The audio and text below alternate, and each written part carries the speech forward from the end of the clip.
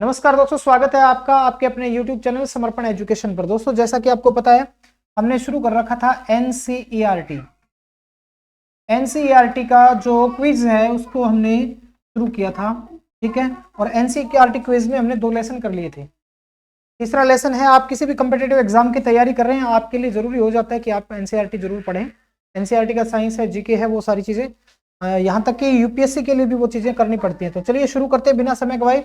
और चैनल पर आप पहली बार आ रहे हैं तो चैनल को कर लीजिए सब्सक्राइब और बेल आइकन भी दबा लीजिए। देखिए, पहला प्रश्न क्या है, ये लेसन नंबर 3 है, ये थर्ड लेसन है एनसीईआरटी किसका, ज्योग्राफी का, भूगोल का। और कौन सी क्लास है, 6th क्लास है, 6th क्लास का ज्योग्राफी का थर्ड लेसन ये आज हम शुरू कर रहे हैं। तीसरे लेसन का जो है ये प्रश्नोत्तर है। प्रश्न है 21 जून को किरणें सीधी पड़ती हैं। 21 जून को किरणें सीधी पड़ती हैं कहां, पृथ्वी के अक्ष पर, मकर रेखा पर, पृथ्वी की कक्षा पर या कर्क रेखा पर। देखिए सिस्टम क्या होता है, सिस्टम होता है इस तरीके से, ये पृथ्वी है, ये आपकी 0 डिग्री भूमध्य रेखा है और ये जो आपकी कर्क रेखा है। ठीक है, और नीचे जो है आपकी यहाँ पर 23.5 डिग्री पर मकर रेखा है। ये 3 रेखाएं प्रमुख हैं। अब क्या इसलिए क्या बताना जरूरी, किस लिए क्यों है ये 23.5 डिग्री मान होता है इनका, 23.5 डिग्री उत्तर में है और ये 23.5 डिग्री दक्षिण में है।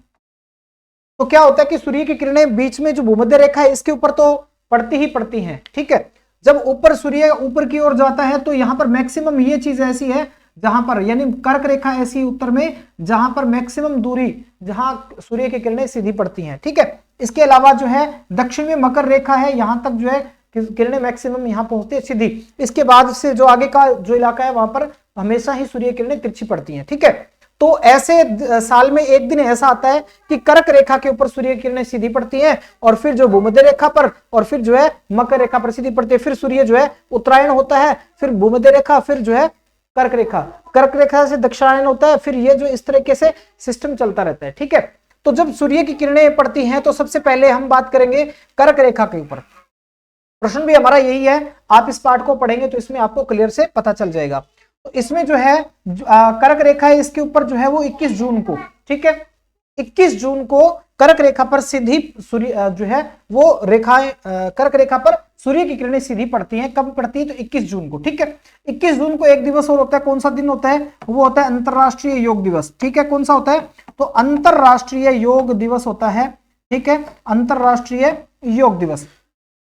इसके बाद देखिए, इसके बाद आप देखेंगे तो यहां से वापस जब आना शुरू होता है तो 21 जून हो गया, जुलाई, अगस्त, सितंबर। तो यहां पर जो 23 सितंबर होती है, 23 सितंबर को फिर से जो है पृथ्वी पर जो भूमध्य रेखा है, भूमध्य रेखा पर सूर्य की किरणें सीधी पड़ेंगी। अब यहां सीधी पड़ेंगी, इसका मतलब क्या है, ये भूमि के बिल्कुल मध्य है, तो पृथ्वी पर दिन और रात बराबर होंगे। ठीक है, आपका प्रश्न आता है पृथ्वी पर दिन और रात बराबर कब होते हैं, तो एक आपका होता है 23 सितंबर को। ठीक है, अगर कर्क रेखा के ऊपर अगर किरणें सीधी पड़ रही तो इसका मतलब यह हुआ कि जो उत्तरी गोलार्ध है, क्योंकि ये उत्तरी गोलार्ध है, ये जो गोलार्ध है वो उत्तरी गोलार्ध है, और उत्तरी गोलार्ध पर यहां मैक्सिमम दूरी में यहां कर्क रेखा तक जो है सूर्य की किरणें सीधी पड़ती हैं। और ऐसी अवस्था में यहां जब 21 जून होता है तो उत्तरी गोलार्ध में सबसे बड़ा दिन होता है। यानी प्रश्न आपसे पूछा जाता है उत्तरी गोलार्ध में सबसे बड़ा दिन कब होता है, तो वो 21 जून को होता है। ठीक है, और फिर जो है दिन रात बराबर होने की प्रक्रिया की बात करें तो 23 सितंबर जो है, क्योंकि यहां से उत्तरायण से वापस दक्षिणायन की ओर होते हुए सूर्य जब वापस किरणें आएंगी तो यहां पर 23 सितंबर हो जाएगा। 23 सितंबर ऐसा दिन है जिस दिन पूरी पृथ्वी के ऊपर दिन और रात की अवधि समान होती है। दिन और रात की अवधि जिस दिन भूमध्य रेखा के ऊपर किरणें सीधी पड़ेंगी उस दिन होगी। ठीक है, अब 23 सितंबर के बाद आगे चलते हैं, तो जब नीचे की ओर जाएगा सूर्य तो यहां पर दक्षिण में यहां पर आ जाता है 22 दिसंबर। ठीक है, तो 22 दिसंबर ऐसा दिन है जब मकर रेखा के ऊपर जो है किरणें सीधी पड़ती हैं, 22 दिसंबर को मकर रेखा पर। इसका मतलब क्या हुआ कि दक्षिण गोलार्ध में सबसे बड़ा दिन है। दक्षिण गोलार्ध में सबसे बड़ा दिन कब होगा, जब मकर रेखा के ऊपर किरणें सीधी पड़ेंगी, यानी सूर्य जो दक्षिण की ओर होगा। अब 22 दिसंबर को यहां दिन बड़े होते हैं, तो इसका मतलब यह हुआ कि यहां पर दिन छोटे होते हैं। अब देखिए इस चीज को, कॉन्सेप्ट को आप समझ लीजिए, यही कॉन्सेप्ट आपका काम आएगा। कैसे, ये प्रश्न उलट पुलट के पूछ लेते हैं। यहां पर दिन बड़ा होता है 21 जून को, तो यहां रातें छोटी होंगी, यानी उत्तरी गोलार्ध में दिन बड़ा कब, जब दिन बड़ा होगा तो रात छोटी होगी, जायज सी बात है। 21 जून को दिन यहां बड़ा होगा उत्तरी गोलार्ध में, तो फिर रातें छोटी होंगी। ठीक है, तो यहां दिन बड़ा है उत्तरी गोलार्ध में, उसी दिन दक्षिणी गोलार्ध में रातें बड़ी होंगी। यानी 21 जून को उत्तरी गोलार्ध में दिन बड़ा है, तो 21 जून को दक्षिण गोलार्ध में रात बड़ी होगी।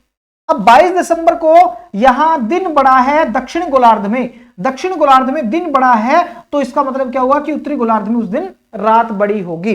यानी 22 दिसंबर होता है, इस दिन क्या होता है, हमारे जब भारत की बात करें, भारत के कॉन्सेप्ट में, तो सबसे बड़ी लंबी रात जो है वो कब होती है, 22 दिसंबर को होती है। सबसे बड़ा दिन कब होता है, तो वो आपका 21 जून को होता है। ठीक है, तो ये जो है यहां से फिर 22 दिसंबर से वापिस जो सूर्य उत्तरायण की ओर हो जाता है। ठीक है, और ऊपर बढ़ता बढ़ता यहां पर आ जाता है 21 मार्च। 21 मार्च का दिन ऐसा होता है जब फिर सूर्य की किरणें भूमध्य रेखा पर पड़ेंगी, और भूमध्य रेखा पर सूर्य की किरणें पड़ेंगी तो दिन और रात बराबर हो जाएंगे। मैं थोड़ा सा आपको लिख देता हूं थोड़ा सा और आसानी के लिए, यानी कि 21 जून उत्तरी गोलार्ध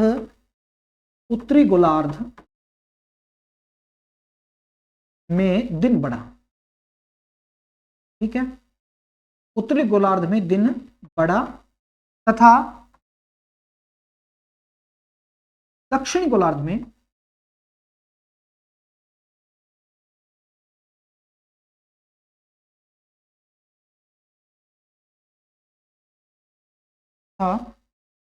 दक्षिण गोलार्ध में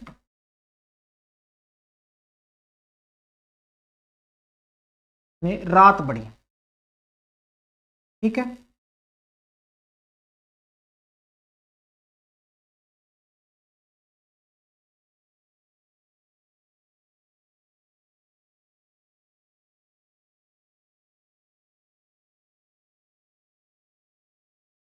ठीक है, फिर आता है दिन 23 सितंबर। 23 सितंबर को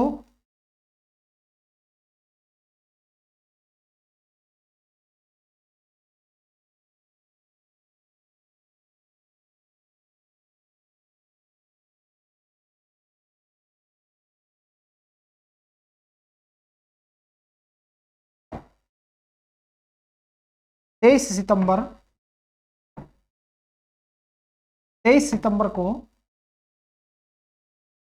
को दिन रात बराबर।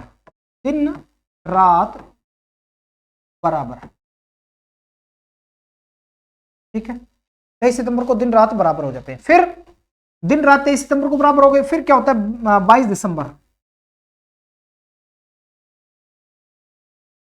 22 दिसंबर को क्या होगा, दक्षिण गोलार्ध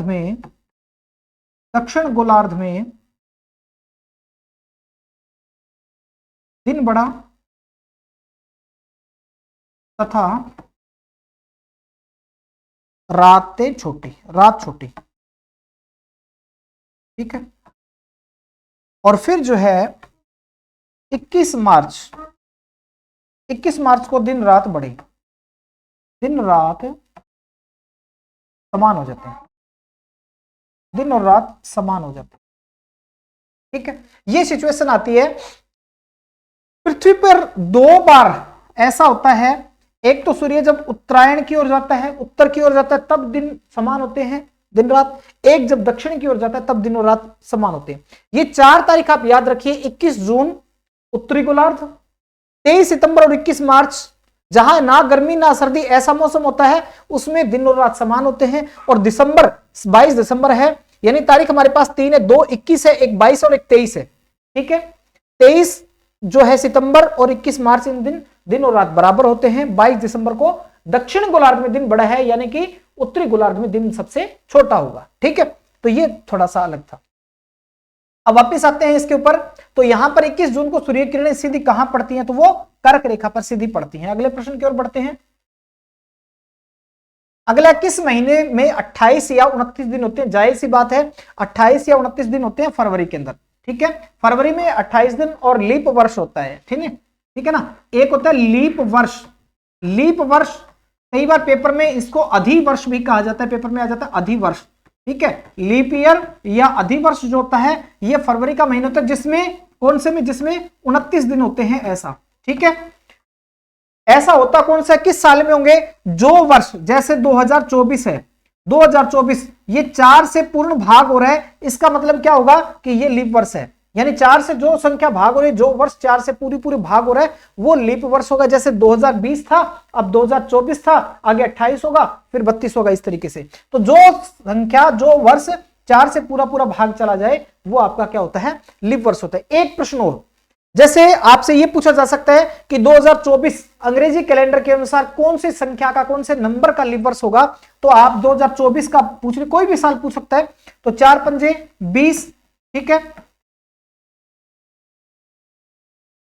और 4 छिके 24, यानी ये जो है इस अंग्रेजी कैलेंडर के अनुसार 506वां वर्ष है जो लीप वर्ष है। 506वां लीप वर्ष होगा, कौन सा होगा, नहीं हुआ है, कौन सा, 2024 वाला। यानी कि 4 से भाग कर दे, जो भी यहां पर संख्या आएगी, अगर पूर्ण भाग जा रहा है तो जो संख्या आ रही है उतने ही नंबर का इस कैलेंडर, अंग्रेजी कैलेंडर के अनुसार जो है वो लीप वर्ष हो जाएगा। लीप वर्ष का कॉन्सेप्ट जो है वो केवल और केवल इस अंग्रेजी कैलेंडर के अंदर है, ठीक है। अगला प्रश्न, सामान्यतः एक वर्ष को जिन ऋतुओं में बांटा जाता है वो कौन सी होती है, तो गर्मी और सर्दी भी होती है, सर्दी और सर्द होती है, वसंत गर्मी, यानी कि आपका राइट आंसर होगा गर्मी, सर्दी, वसंत और सर्द, ठीक है। गर्मी, सर्दी, वसंत और सर्द, 4 ऋतुएं जो है ये आपका बिल्कुल सामान्य सा प्रश्न है। लेकिन एनसीईआरटी, क्योंकि कक्षा 6 की पुस्तक में से तो कक्षा 6 के लेवल के जो प्रश्न इसमें शामिल किए गए। कब दिन और रात बराबर होते हैं, तो आपको बताया था कब होते हैं, एक तो 21 मार्च को होते हैं, एक 23 सितंबर को होते हैं, अर्थात ए और बी दोनों 23 सितंबर और 21 मार्च ऐसे दिन हैं जब दिन और रात पूरी पृथ्वी पर बराबर होते हैं। क्यों, क्योंकि इस दिन क्या होता है, इस दिन होता है पृथ्वी के ऊपर सूर्य किरणें सीधी भूमध्य रेखा के ऊपर पड़ती है, इसलिए दिन और रात बराबर होते हैं। एक प्रश्न और आता है यहां से, भूमध्य रेखा पर दिनों और रात की स्थिति कैसी होती है, सूर्य चाहे कहीं भी हो, भूमध्य रेखा के ऊपर दिन और रात की स्थिति बराबर होती है, दिन और रात की स्थिति भूमध्य रेखा पर बराबर होती है। सूर्य की सीधी किरणें विषुवत वृत्त पर किस दिन पड़ती हैं, विषुवत वृत्त कहें आप, भूमध्य रेखा कहें, ठीक है, एक ही बात है। ये विषुवत वृत्त या भूमध्य रेखा जो है इसके ऊपर सूर्य की किरणें कब पड़ती है, 21 मार्च, 21 जून, 22 दिसंबर, 21 मई। तो 21 मई का तो कोई कॉन्सेप्ट है नहीं, कहीं नहीं होता है, ठीक है। 22 दिसंबर की बात करें तो ये मकर रेखा पर होती है, यानी कि दक्षिण गोलार्ध में सबसे बड़ा दिन होता है। 21 जून की बात करें तो ये उत्तरी गोलार्ध में होता है, ठीक है, उत्तर में होता है, यानी कि कर्क रेखा के ऊपर सीधी किरणें पड़ती हैं। तो 21 मार्च और 23 सितंबर 2 दिन ऐसे हैं जब सूर्य की किरणें विषुवत वृत्त पर सीधी पड़ती हैं। अगला प्रश्न, किस पर 6 महीने का दिन और 6 महीने की रात होती है, 6 महीने का दिन और 6 महीने की रात जो है कहां पर होती है, दक्षिणी गोलार्ध पर, उत्तरी गोलार्ध पर, ध्रुवों पर और उपरोक्त सभी। तो देखिए क्या होता है कि यहां पर 6 महीने का दिन और 6 महीने की रात यहां भी होती है, यहां भी होती है। इसका मतलब क्या है, गोलार्ध में नहीं होती, गोलार्ध का जो टॉप एज होता है, कहने का अर्थ है ध्रुवों पर जो है, ध्रुव जो है, उत्तरी ध्रुव है और दक्षिण ध्रुव, उत्तरी ध्रुव पर जब रात होगी तो दक्षिण ध्रुव पर दिन होगा, और दक्षिण ध्रुव पर जब दिन होगा तो उत्तरी ध्रुव पर रात होगी, यानी ध्रुव जो है वहां पर 6 महीने का दिन और 6 महीने की रात होती है। अगला प्रश्न है, ऋतु परिवर्तन पृथ्वी की किस गति के कारण होता है, ऋतु परिवर्तन। देखिए ऋतु परिवर्तन पृथ्वी की गतियां होती हैं दो, एक होती है घूर्णन, घूर्णन का अर्थ होता है घूमना, घूर्णन का क्या अर्थ है, घूमना, ठीक है। कब, कहां घूमना, अपने ही स्थान पर, अपने ही अक्ष पर, अपने ही अक्ष पर घूमना क्या कहलाता है, घूर्णन। और परिक्रमण, परिक्रमा करना, जैसे मंदिर में जो गर्भगृह होता है उसके चारों ओर, मूर्ति जो होती है उसके चारों ओर हम परिक्रमा करते हैं, उसको परिक्रमा, यानी परिक्रमा होती है सूर्य के चारों ओर। परिक्रमा का अर्थ क्या है, सूर्य के चारों ओर। तो देखिए दोनों गतियों के अलग अलग परिणाम है, दोनों गतियों के अलग अलग परिणाम है। क्या परिणाम है, घूर्णन गति का परिणाम है दिन और रात का होना, घूमेगी पृथ्वी अपने अक्ष पर, पश्चिम से पूर्व की ओर घूमेगी तो सूर्य उदय होगा, सूर्य अस्त होगा, ठीक है, तो उससे दिन और रात बनते हैं। परिक्रमण गति, सूर्य के चारों ओर गति लगाती है, पृथ्वी घूमती है, तो उससे क्या होता है, उससे ऋतु परिवर्तन होता है। मौसम परिवर्तन जो होते हैं, साल परिवर्तन होता है, वो किससे होता है, परिक्रमण गति के कारण होता है। तो हमारा राइट आंसर क्या होगा, राइट आंसर पूछा है पृथ्वी किस गति के कारण होता है, ऋतु परिवर्तन, तो ऋतु परिवर्तन होता है परिक्रमण गति के कारण। अगला, पृथ्वी की कौन कौन सी गतियां हैं, तो दोनों हैं, परिक्रमण भी है और घूर्णन भी है, परिक्रमण और घूर्णन गति दोनों ही गतियां होती हैं। इसके बाद है पृथ्वी अपनी कक्षा में घूमते हुए, अपनी कक्षा मतलब अपने रास्ते पर घूमते हुए, अपने एक मार्ग पर चलते हुए सूर्य के चारों ओर एक चक्कर कितने दिन में पूरा कर लेती है? तो 365 दिन, एक सही 4 दिन, यानी 165 दिन और एक दिन का चौथा हिस्सा, ठीक है। और 368 दिन, 370 और 366, तो ये 365 दिन होते हैं।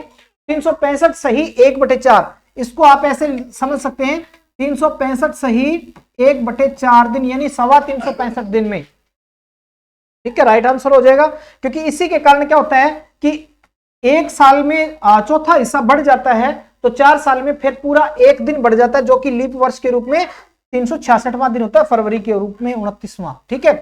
पृथ्वी अपने अक्ष पर कितने घंटे में घूमती है? अपने अक्ष की बात हो गई, अपने अक्ष पर, अपने ही ध्रुव पर घूमती है, वो कितने में? 24 घंटे में, यानी 23 घंटे 56 मिनट एग्जैक्ट की बात करें तो 23 घंटे 56 मिनट, और वैसे लगभग जो है वो 24 घंटे में। तो ये नॉर्मल से प्रश्न है।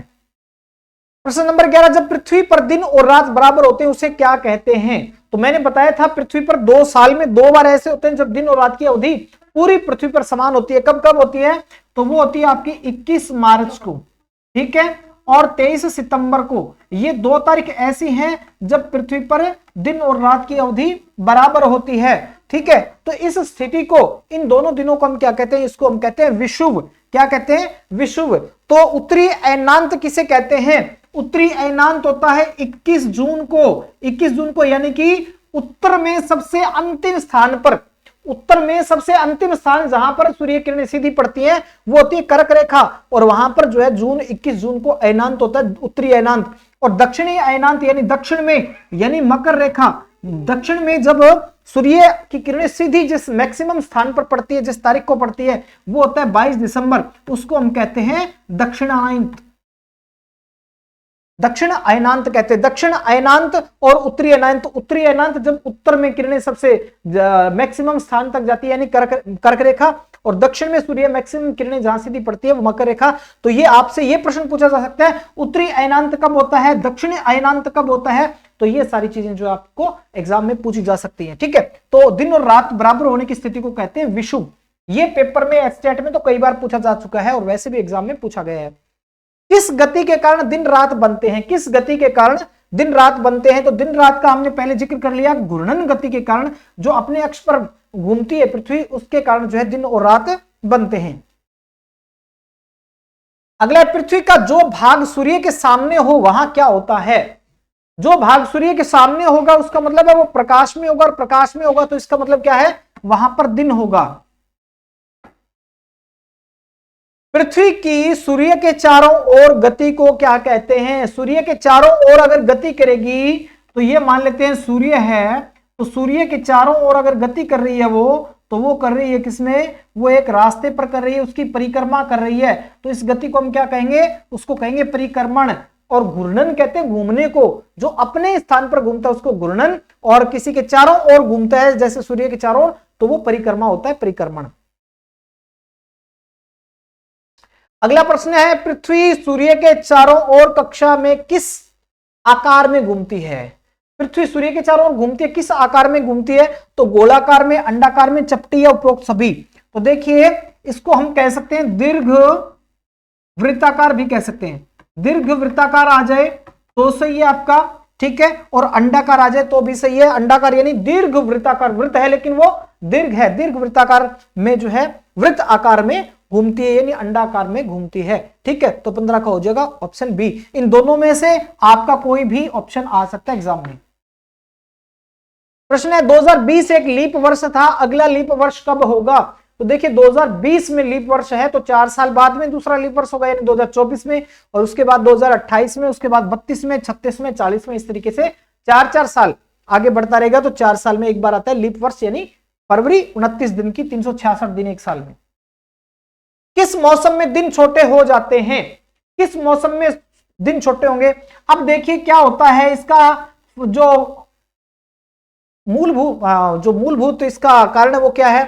सूर्य मान लीजिए यहां पर गया हुआ है, यहां पर सूर्य किरणें सीधी पड़ रही हैं, तो यहां तो क्या होगा, जहां सूर्य की किरणें सीधी पड़ेंगी वहां क्या होगा? गर्मी का मौसम होगा, और गर्मी के मौसम में हमेशा क्या होते हैं? दिन बड़े होते हैं, यानी सूर्य अधिकतम समय तक रहता है, और अधिकतम समय से तक रहेगा तो वहां पर क्या होगा? दिन बड़े होंगे। अब वर्तमान की बात करें, जनवरी का महीना चल रहा है। जनवरी के महीने में क्या है, सूर्य जो दक्षिण की ओर गया हुआ है, यानी यहां पर दक्षिण गोलार्ध में सूर्य की किरणें सीधी पड़ रही है यहां पर, ठीक है। तो ऐसे में क्या होगा, जो उत्तरी गोलार्ध है वहां पर क्या है, उत्तरी गोलार्ध में है सर्दी। और सर्दी का मतलब क्या है कि सूर्य की किरणें देर से पहुंचती हैं और पहले छिप जाती है। तो इसका मतलब क्या हुआ, यहां पर दिन छोटे और रात बड़ी। पूछा है यहां किस मौसम में दिन छोटे हो जाते हैं, तो सीधी सी बात है, जब सूर्य कम रहेगा उसमें दिन रातें, जो दिन छोटा होगा जब सूर्य कम दिखाई देगा, और दिन छोटा होगा यानी सूर्य कम कब दिखाई देता है, तो वो दिखाई देता है आपका सर्दी के मौसम में। सर्दी के मौसम में सूर्य दूर चला जाता है जिस अक्ष से, उसमें क्या है, रातें बड़ी हो जाती है और दिन छोटे हो जाते हैं। गर्मी में क्रिसमस कहां मनाया जाता है, इंपॉर्टेंट क्वेश्चन है इस तरीके का। देखिए फंडामेंटल इसका समझिए क्या है, गर्मी में क्रिसमस किस पर्व कहां मनाया जाता है। हम क्या देखते हैं, सांता क्लॉज आता है कोट पहन के, टॉप पहन के, है ना, और गर्म वाला लोवर पहन के। लेकिन आप देखें तो वो कहां मनाया जाता है, तो देखिए हमने तो यही देखा, सांता क्लॉज जो है वो उसमें आता है, पूरा कोट पैंट गाड़ के आता है ना। लेकिन कई जगह ऐसे भी है पूरी पृथ्वी पर जहां पर 25 दिसंबर, यानी पहली बात तो क्रिसमस का आपको पता होना चाहिए कि ये होती कब है, जो 25 दिसंबर को होती है, ठीक है, 25 दिसंबर को होती है। तो अब ये देखिए यहां पर पर्व कहां मनाया जाता है, गर्मी में।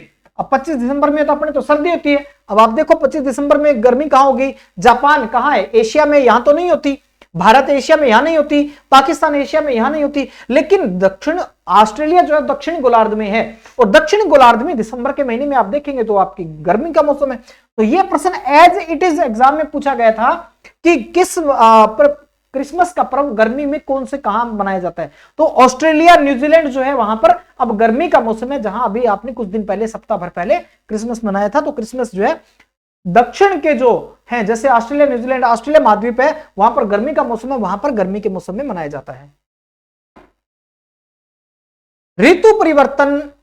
ऋतु में परिवर्तन पृथ्वी की किस गति के कारण होता है, पहले डिस्कस कर चुके हैं। ऋतु परिवर्तन होता है परिक्रमण गति के कारण। सूर्य के चारों ओर पृथ्वी चक्कर लगाई तो उसमें क्या है कि पृथ्वी की किरणें कभी तो नीचे पड़ रही हैं, कभी ऊपर पड़ रही हैं, ठीक है। ऐसे इस आकार में जब पृथ्वी घूमेगी सूर्य के चारों ओर इस आकार में, तो फिर उसमें क्या होगा, उसमें ऋतु परिवर्तन होता है। सूर्य की किरणें सीधी कर्क रेखा पर पड़ती हैं। कर्क रेखा की अगर बात करें तो आप देखिए, आप किसी भी तरीके से याद रखें इसको, ये 0 डिग्री है, ठीक है। कर्क रेखा 23.5 डिग्री उत्तर में है, ठीक है। उत्तरी गोलार्ध में दिन बड़ा कब होता है, 21 जून को। दक्षिण गोलार्ध में दिन बड़ा कब होता है, 22 दिसंबर को। तो आपसे पूछा है कि किरणें सीधी कब पड़ेंगी, सीधी कर्क रेखा पर आपको पता है कब पड़ती है, तो 21 जून को योग दिवस वाले दिन, अंतरराष्ट्रीय योग दिवस होता है, उस दिन हमारे उत्तर भारत में दिन बड़ा होता है, सॉरी उत्तरी गोलार्ध में दिन बड़ा होता है, और दक्षिण गोलार्ध में उस दिन रात बड़ी होती है। एक लीप वर्ष में कितने दिन होते हैं, सामान्य सी बात है 366 दिन होते हैं एक लीप वर्ष में, क्योंकि फरवरी होती है 29 दिन की। अगला प्रश्न है, दिन और रात किस कारण बनते हैं, किस गति के कारण, रिपीट हुआ क्वेश्चन। तो दिन और रात किस कारण होते हैं, तो घूर्णन गति के कारण दिन और रात जो है वो होते हैं। दिन और रात घूर्णन गति, पृथ्वी अपने अक्ष पर घूमती है, उस कारण होते हैं। अगला देखिए, अगला देखना क्या, प्रश्न खत्म हो गए, ठीक है। तो आज के इसमें इतना ही। कैसी लगी वीडियो कमेंट करके जरूर बताएं, अपने दोस्तों के साथ शेयर करें, चैनल को सब्सक्राइब कर लें, बेल आइकन भी दबा लें ताकि आपको आने वाले वीडियोस के नोटिफिकेशन मिलते रहे।